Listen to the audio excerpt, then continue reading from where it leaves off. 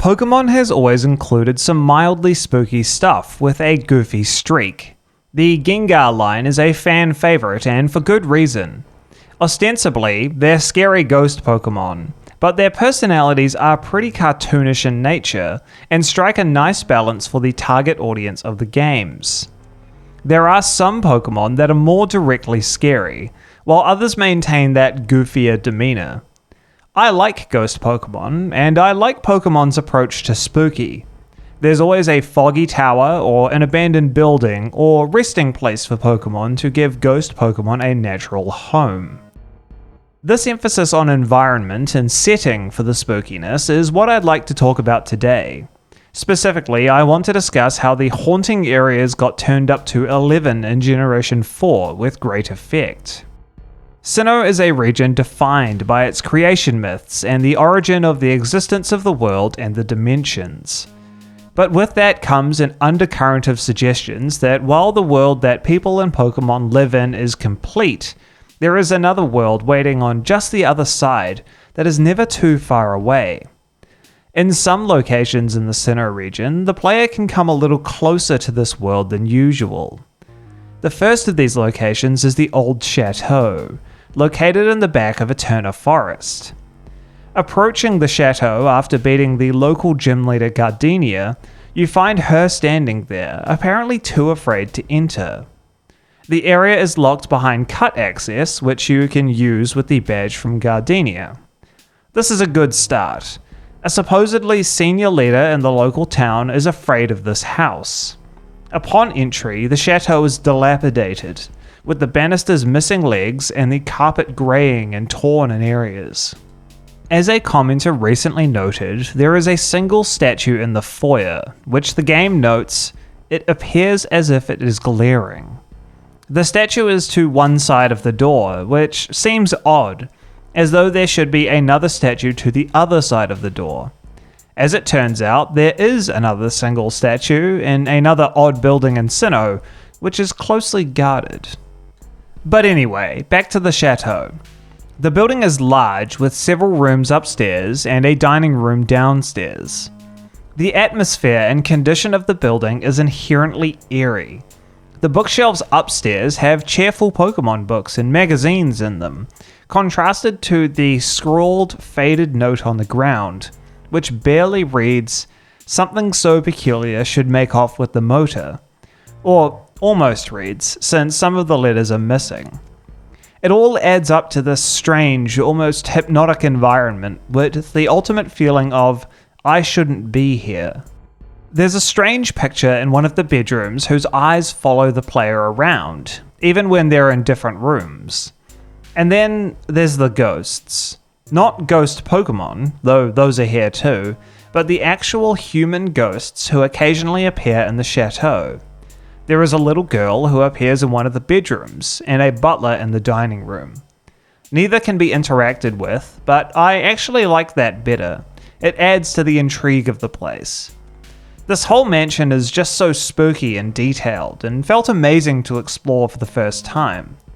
Pokémon has obviously done graveyard-type locations before, with the Pokémon Tower and Mount Pyre, but never anything this direct. Being able to catch a ghost Pokémon here that inhabits various machines is just the cherry on top. I love the Old Chateau, it is a top-tier haunted house.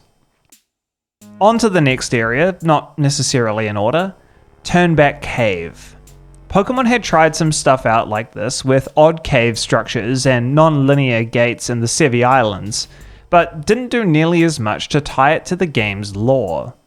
For those not in the know, this area is the closest place in Sinnoh to the Distortion World, which can be accessed here in the post-game in Pokémon Platinum. To reach the Distortion World, you must find 3 pillars in 3 different rooms before you pass through 30 rooms. If you walk back through a doorway, your pillar count is reset and you must start over. Once you do find 3 pillars, you enter the main room, which in Diamond and Pearl contains Giratina, which can be battled and caught, and in Platinum has a portal to the Distortion World, where the Griseous Orb can be found. There is dense fog throughout the cave, and a series of elaborate rock layouts to obstruct your path. The path to the center is very on the nose, with the exhortation that the player should turn back and not progress any further being very clear. Admittedly, the rocks are just kind of annoying and don't really add much, but the rest of it is really spooky. The inscription on the pillar in the main room reads, "This is that where life sparkles, that where life is faded, a place where two worlds overlap," in reference to the distortion world just beyond. It is quite literally a gateway to the underworld. Without knowing in advance how the cave works and the end goal, it is incredibly immersive. I absolutely loved exploring this cave as a kid. It felt so much more expansive than anything in Generation 2 or 3, with the puzzle, the dense fog, the fact that it is at the bottom of a crater lake, the terrifyingly large Giratina waiting for me in the end, and the cryptic engraving on the wall afterwards. It is a perfect example of using the environment, a game mechanic, and the music to make a place seem so much more than just a random set of rooms with a rare Pokémon at the end of it. I will quickly make one note on the distortion world. I think it's very cool, and certainly unsettling with its gravitational distortion and disappearing paths, but merits a separate exploration of what makes it great, so I won't be talking about it here. The last airy location I wanted to talk about is Newmoon Island. This is accessible only with the member card, an event item distributed to players via Wi-Fi in 2008 and 2009. The card allows the player to enter the Harbour Inn in Canalave City, but only after encountering Cresselia and obtaining the Lunar Wing.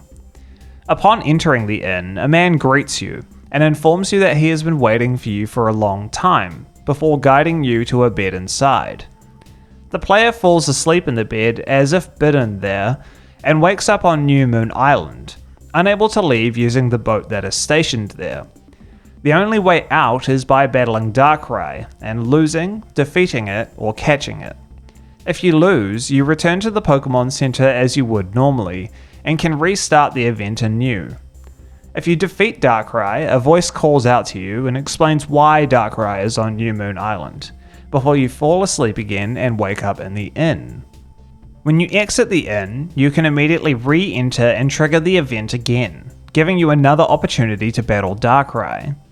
Interestingly, a cutscene will trigger only if you catch Darkrai, where a sailor asks you what happened to you, and informs you that you have been asleep for a long time, before noting that no one has lived in that inn for 50 years, aligned with the date carved into the member card.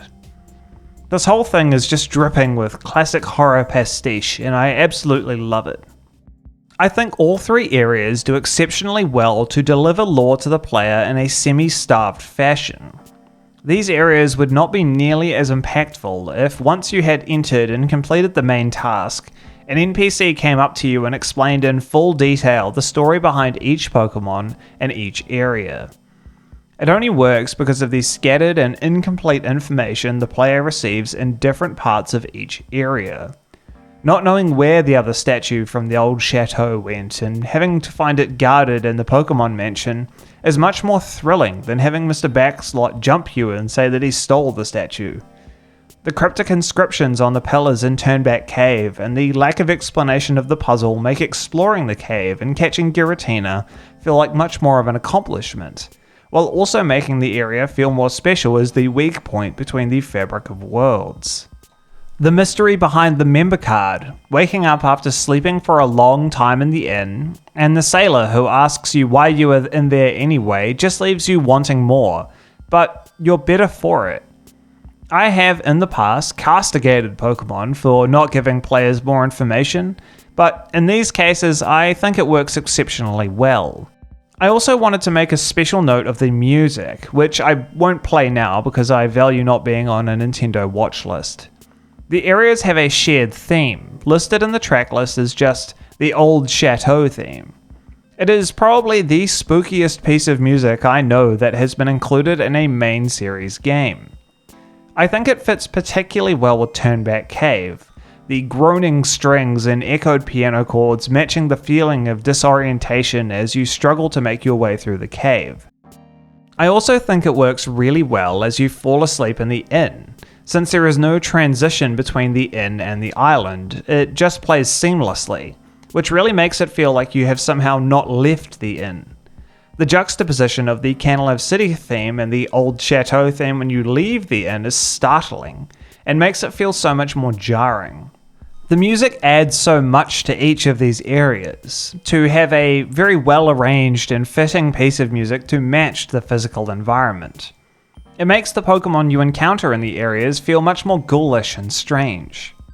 The style of these areas marked a shift in the Pokemon series for what was scary for the protagonist. In previous titles, adults with bad motives posed the main threat to the player as they made their journey collecting badges and fighting trainers. In Generation 3, the added threat of the ocean or the land was there, but these events were only brought about through the misguided actions of adults. In Generation 4, adults are there again, and still with extremely bizarre motives, but the scariest things here are the environments you visit. You might not necessarily be frightened when Cyrus was standing at Sparepella lecturing Giratina about coming under his control, but you sure were when it jumped out of the screen and you landed in the distortion world. When you stood at the cut trees in Eterna Forest and spoke to Gardenia, her trepidation at the Old Chateau told you more than you needed to know. If the local gym leader is scared, I should be terrified. The puzzle in Turnback Cave and the struggle to make it to the center room, eternally feeling like you are entering and leaving the same room, makes for a disorienting quest. These areas made catching the legendary Pokemon feel so much more special and unique than in previous entries. I've always loved the mythology and ruins that are a part of legendary Pokemon catching, particularly the Regis and Skypella in Generation 3. Those are great, but Generation 4 improved on these areas so much, adding much more intrigue and mystery to an already exciting encounter. It might be cliched now, but as a kid, reading the faded text on signs in the ruins was the sickest thing ever. It had my head spinning, and I really felt like I was there, making my way through a dark, foggy cave that never ends. Going to sleep in the house in Canalave City and waking up on an isolated island, only to be confronted by a nightmare Pokemon, was way too cool to young me, and even just going back to that setting after catching the Pokemon had me awestruck. The developers really nailed the way that the environment reinforces the spookiness of it all, and made it feel so much more than just going to throw balls at something with a catch rate of 3 for 40 minutes. And that's all I had, folks. Tell me, did any of these areas scare the heck out of you as a kid? Did you enjoy exploring them as much as I did? Let me know in the comments below, I'd love to hear people's thoughts. Please be sure to like and subscribe if you enjoyed the video, it helps the channel out a bunch. Give me a follow on Twitch if you want to chat between videos and see some speedruns. Thanks for watching.